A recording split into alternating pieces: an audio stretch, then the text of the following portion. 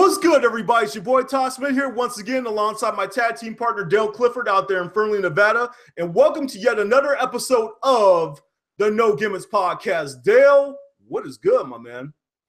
What is up? We're on the road to Slammiversary 15. And Yes, tonight's the go home. It was like tonight go home show for Impact as we get ready.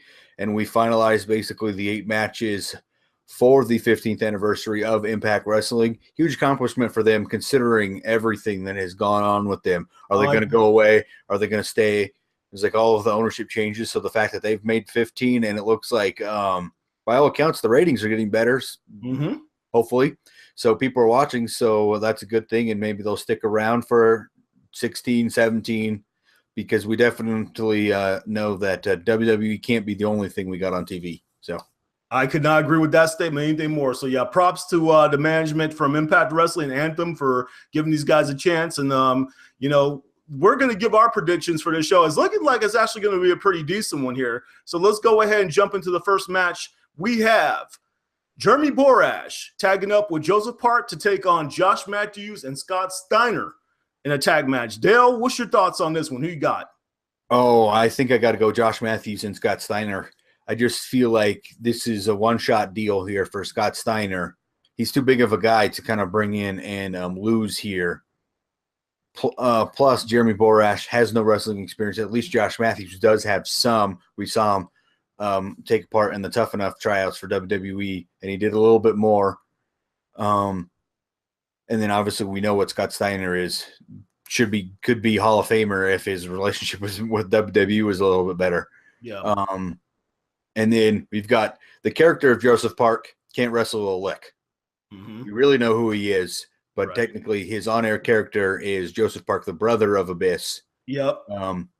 Who can't wrestle a lick. We if you really know who he is, you know that he is the same guy, but the character-wise, he can't wrestle. So you've got Jeremy Borash, not wrestler, Joseph Park, supposedly not wrestler, against Scott Steiner and Josh Mathews. It has to be, to me, Josh Mathews and Scott Steiner here. This is going to be a comedy match.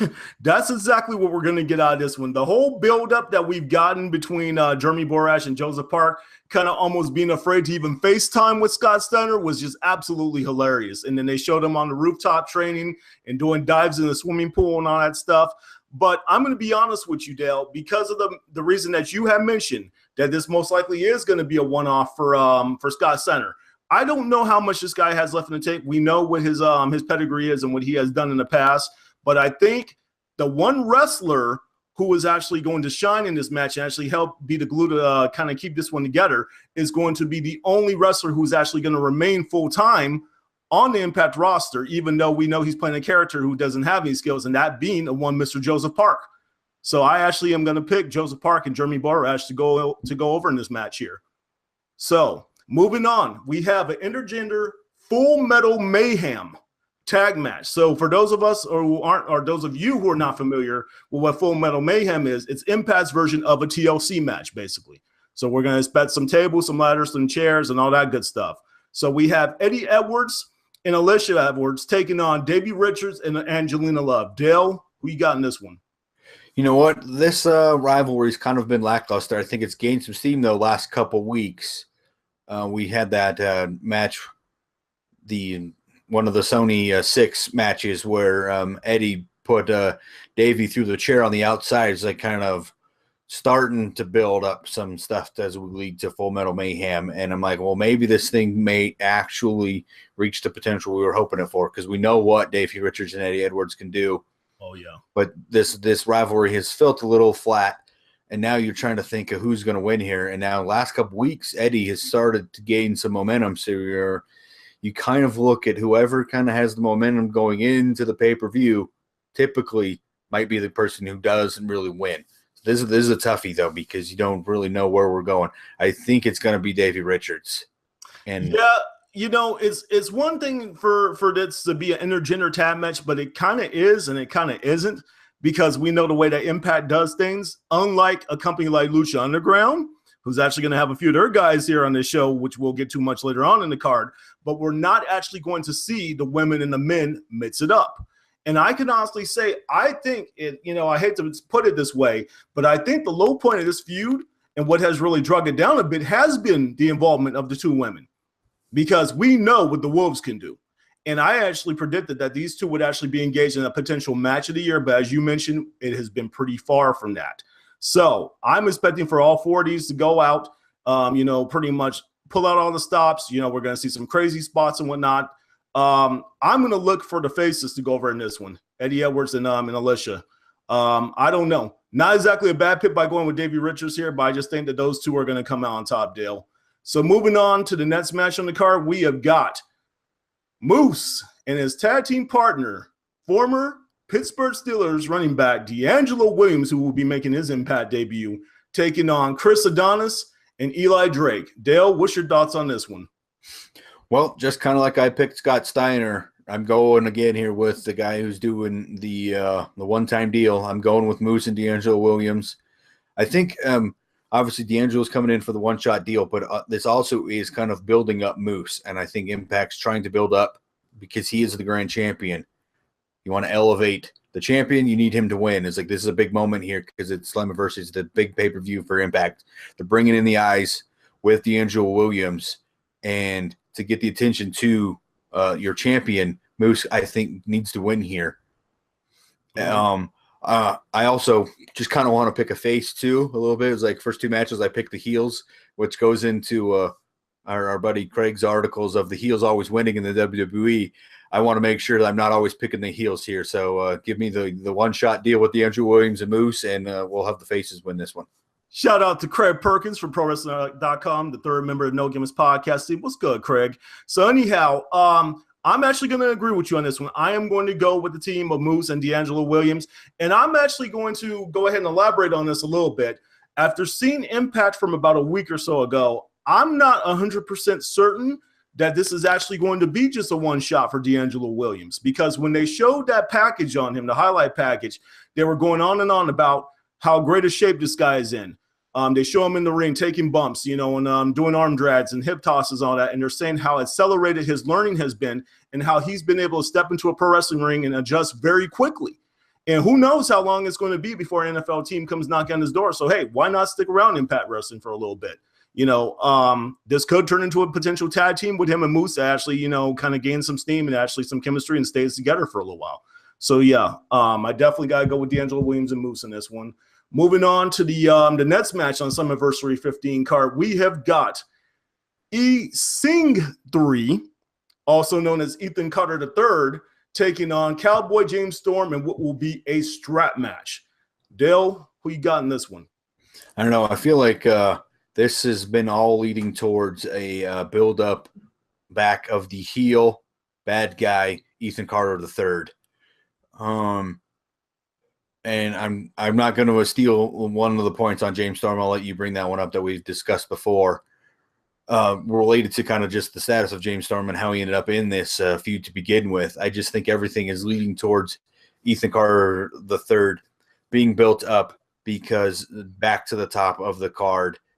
And I think it's all kind of also related to the main event here and who's going to win there. I think, but again, this is really most of this feud has been built on success for Ethan Carter III, and I just think that when we get to Slammiversary, that's how it's going to work itself out.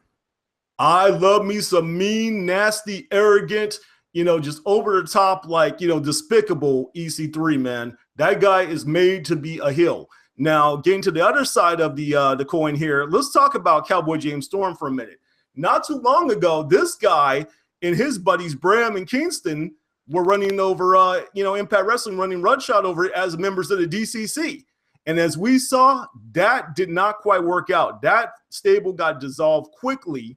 We're not even 100% sure as to what happened to the other two, but then James Storm was the one who they decided to keep on TV. And it just seems like they just hot-shotted him from being a heel back to being a babyface once again, who's in love with the crowd and is in love with Impact Wrestling, wants to defend, the honor of the fans and all that stuff like that. So I'm just not buying it. I think James Storm is going to lose this match. Our winner is going to be in this strap match, Ethan Carter III, who is going to advance, and I think is going to feud with who we believe is going to be the winner of the main event.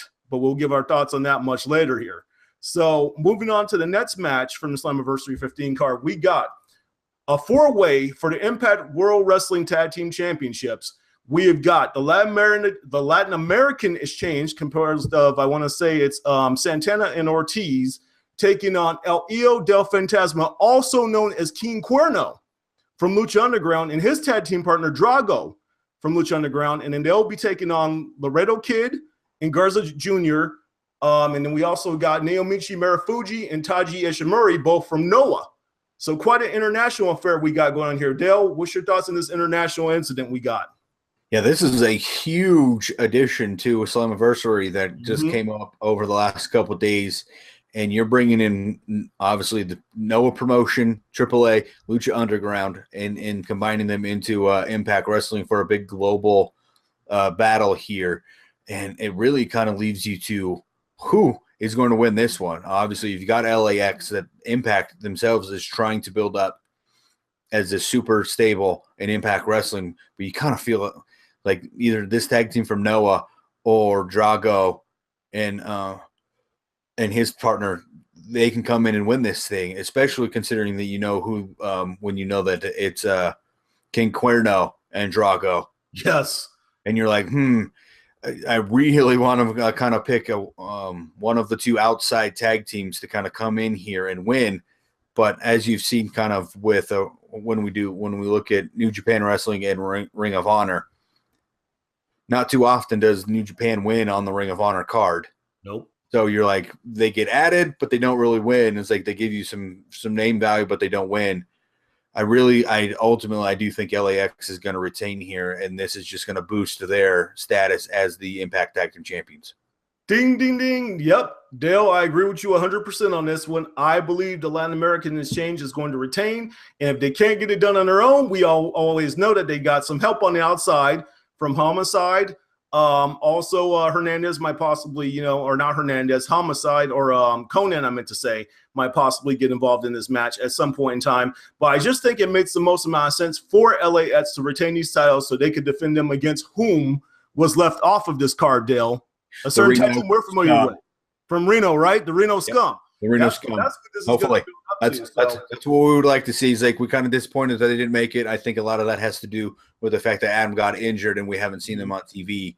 And just to kind of throw them back into a tag team title match after they've basically been off TV for 2 months, it really doesn't make a whole lot of sense. We kind of wanted it to happen because we think that they should be competing for the Impact Tag Team Championships, which I think eventually will happen when all of the dust settles here. LAX should win, and then Reno Scum will return to television, and then hopefully we go forward with a feud there. One thing I will say for sure, though, this has match of the night potential written all over it here. So look forward to a lot of excitement here in this one. And it was a late match added to the card, but I do definitely believe this one added some gusto, some momentum now to Slammiversary that makes it a little bit more must watch now. Without question. So moving on to what is probably going to be another potential match at night here for the X Division Championship. We got a 2 out of 3 falls match. We've got the champion, Sanjay Dutt, who's got, over 1 billion people on his back from India, I believe he said, taking on Low Key. Dale, who's going to come out on top in this one? Man, this is one of those that's kind of weird because you've got Sanjay Dutt, the Indian, who from Punjabi, who's now the he speaks Punjab. Sorry, hold on. Let me rephrase that. And is the X Division champion while WWE is running out Jinder Mahal.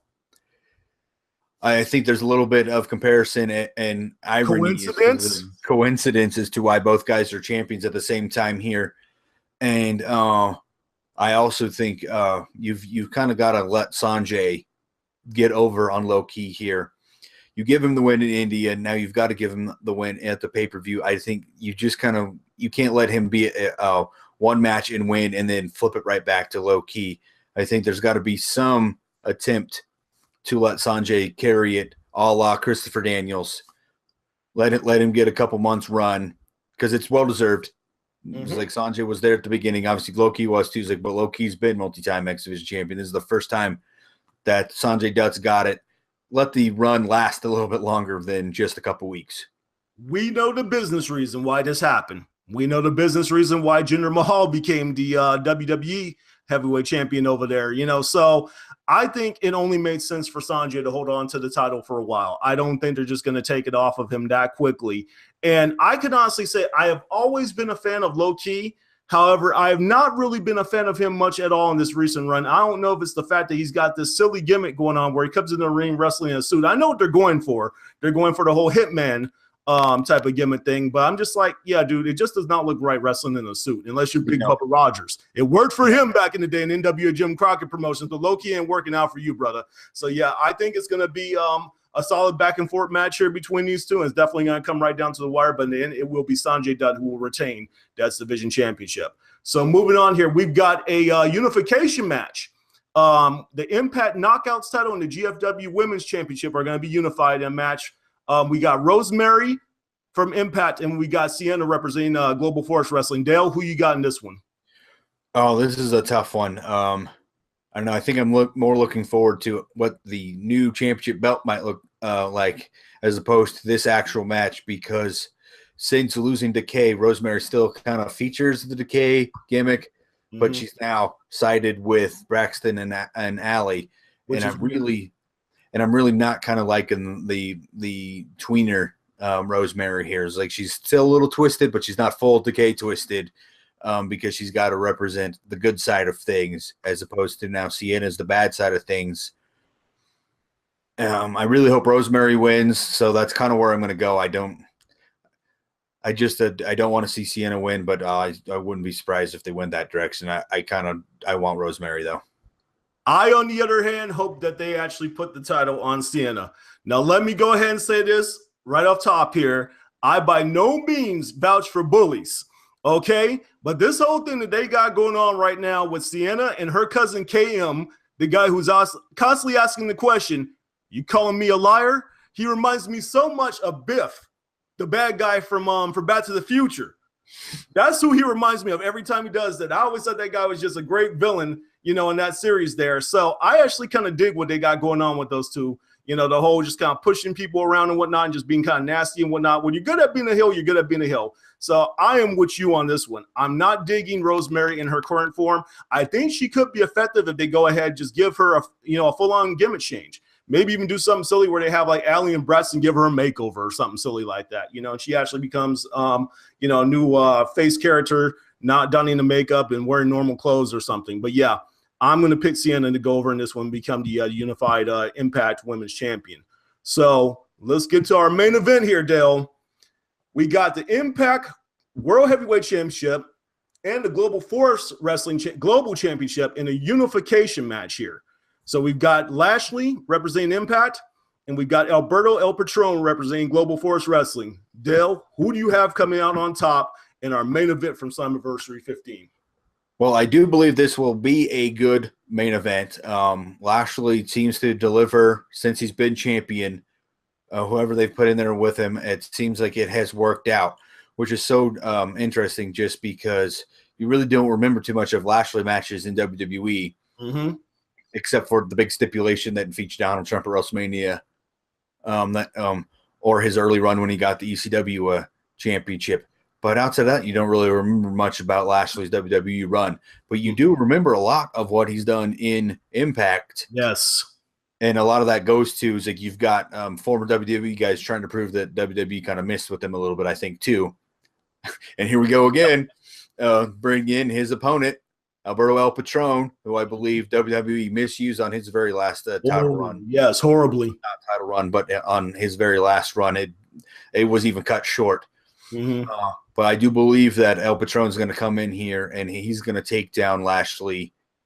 I believe this was all a build. Obviously, his first night in Impact, he took the title, sort of, but did give it back. I do believe at Slammiversary he's going to officially become Impact champion. And it might very well be maybe the first Impact champion because technically Bobby Lashley's the TNA heavyweight champion. Good point, Dale. We're going to see a new championship there, and why not make it a new person to put a new belt on? Something I failed to mention when I introduced this match, there are going to be 2 quartermen who are going to be featured in this match as well. So in the corner of Lashley is actually going to be mixed martial artist King Mo, who he himself was part of Impact Wrestling roster there for a temporary period of time. And then representing Alberto El Patron in his corner is going to be his father, Dos Caras Sr. So this is going to be quite interesting here. I guess Trump wasn't available to represent Lashley like he had wanted him to, but anyway. Well, but I do believe that if I'm not mistaken, King Mo is probably in the same MMA training group as Lashley. Okay, yeah, that's Bellator, correct?